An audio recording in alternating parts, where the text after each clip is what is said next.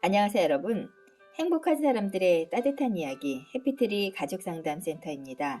오늘 제가 뽑은 버치카드는 감사인데요. 감사는 우리가 가진 것을 고맙게 여기는 태도입니다. 우리가 배우고 사랑하고 존재하는 것에 대해 고마움을 느끼는 것입니다. 당신은 당신 주변과 마음속에서 매일 일어나는 작은 일에 대해서 감사할 수 있습니다. 긍정적으로 생각하세요. 감사하는 마음을 갖게 되면 만족하게 됩니다. 감사의 미덕은 우리 안에 있습니다. 자신에게 주어진 삶이라는 이름의 선물을 음미해 보세요. 다른 사람을 부러워하기보다는 자신의 능력을 고맙게 여기세요. 일상에서 마주치는 어려움을 새로운 배움의 기회로 삼아 보세요. 세상의 아름다움에 경이로워하는 자신의 감수성을 즐겨보세요. 누군가 당신에게 뭔가 주고 싶어 하면 감사한 마음으로 기꺼이 받으세요. 매일 당신이 누리고 있는 축복을 헤어보세요. 그리고 여러분, 이렇게 한번 다짐해 보세요. 나는 오늘 내 안에 그리고 내 주위에 있는 많은 선물에 감사합니다. 나는 나의 삶을 감사하게 생각합니다. 나는 배움 기회를 찾습니다. 나는 최선의 것을 기대합니다.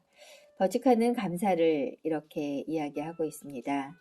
어쩌면 우리가 행복하기 위해서는 감사한 마음의 크기를 키우고 있다면 우리는 분명 행복의 크기도 커지지 않을까 하는 생각이 드는데요. 감사한 마음이 크면 클수록 우리들 마음은 더 많이 행복해지기 때문입니다.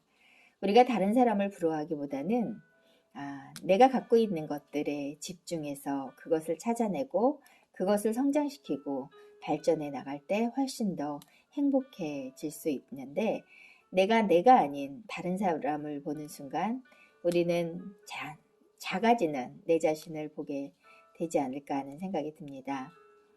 일상에서 마주치는 어려움을 우리가 힘듦이라고 생각하지 말고 새로운 배움의 기회로 삼으면 훨씬 더 잘 이겨낼 수 있지 않을까 하는 생각이 드는데요. 세상은 배울 것이 정말 많이 있는데요. 천재는 바보에게 또 정말 많은 것을 배울 수 있다고 하지만 바보는 천재에게도 아무것도 배울 수 없다고 합니다. 우리가 누군가에게 어떤 것을 배울 수 있다는 것은 정말 큰 축복이 아닌가 하는 생각이 드는데요.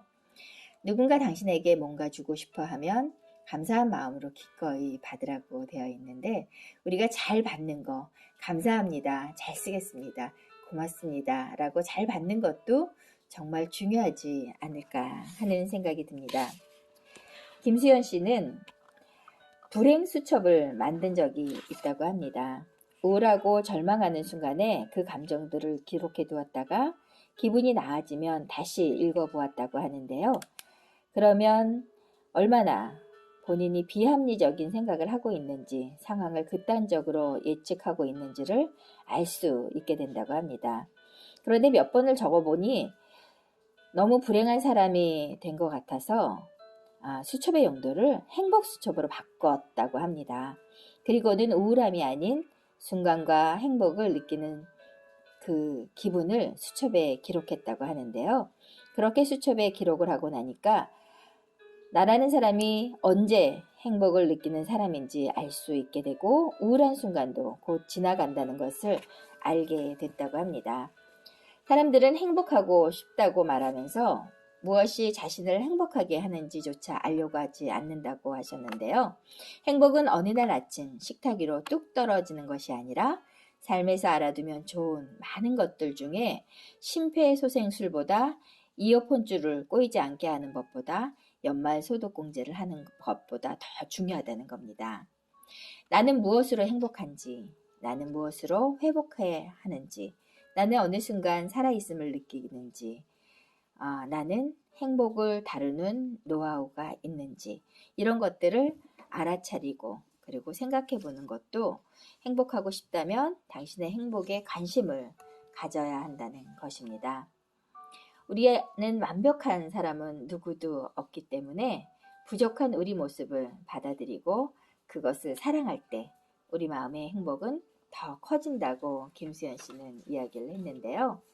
우리는 언제든지 내가 행복을 선택하면 훨씬 더 지금의 삶보다 행복한 삶을 만들어낼 수 있다는 겁니다.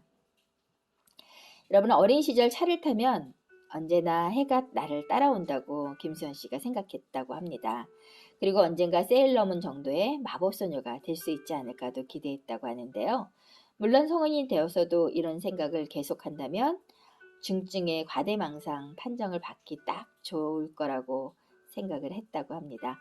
그래도 나이를 먹으면 악의 무리로부터 세상을 구하는 영웅은 아닐지라도 어딘가 특별한 어른이 되었을 것만 같다고 본인은 생각했다고 합니다. 하지만 현실에서는 평범한 어른으로 남아져 있고 화려한 삶도 무한한 자유를 누리는 삶도 아닌 여전히 소고기를 마음껏 사먹기 어렵고 좁은 생활 반경 속에서 멋없는 일상을 반복하는 본인을 발견하게 됐다 그래요.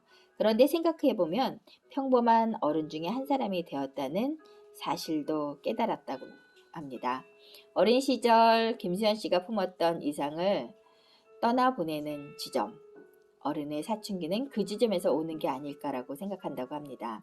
물론 그 순간이 슬프고 쓸쓸하기도 하지만 어린 시절의 환상과 기대감에서 벗어나서 특별하지 않은 보통의 존재로서 자신의 삶을 꾸리는 것, 어른의 숙제란 그런 것인지도 모른다고 썼습니다. 그리고 앞으로 세일러문이 돼서 지구를 구할 일도 소르본 대학의 교수가 될 일도 없을 거라는 걸 본인은 알았다 그래요. 하지만 원하는 건 동창들의 소식을 듣고 배가 아파 복통을 느끼는 것도 아니고 친척들이 가문의 영광이라며 김수현 씨를 우러러 보는 일도 아니라고 합니다. 대신 쓰고 싶은 글을 쓰고 조금 더 잘해보고 싶은 그림과 디자인 일을 하고 가족과 시간을 더 많이 보내고 수영을 배워서 바다에서 마음껏 시간을 보내고 싶고 다양한 관점을 가진 사람들을 만나서 본인의 세계를 확장하고 싶다고 합니다. 삶에서 많은 제약이 있고 보장된 것은 없지만 특별하지 않은 보통의 삶에도 허락된 것들이 많이 있다고 김수현 씨가 이야기하고 있는데요. 어른의 사춘기는 자신의 평범함을 인정하고 그 안에서 자신의 삶을 채울 수 있을 때 종결된다고 합니다. 그 순간 우리가 진짜 어른이 될 거라고 김수현 씨는 이야기하고 있는데요. 우리가 언제쯤 진짜 어른이 될 수 있을까요? 우리가 조금씩 어제보다 오늘, 오늘보다 내일 조금은 더 어른스러운 모습을 우리가 찾아가기 위해서는 끝없이 공부하고 그리고 자기 자신을 조금 더 깊이 있게 내면을 찾아보는 것, 이런 것도 중요하다는 생각이 드는데요.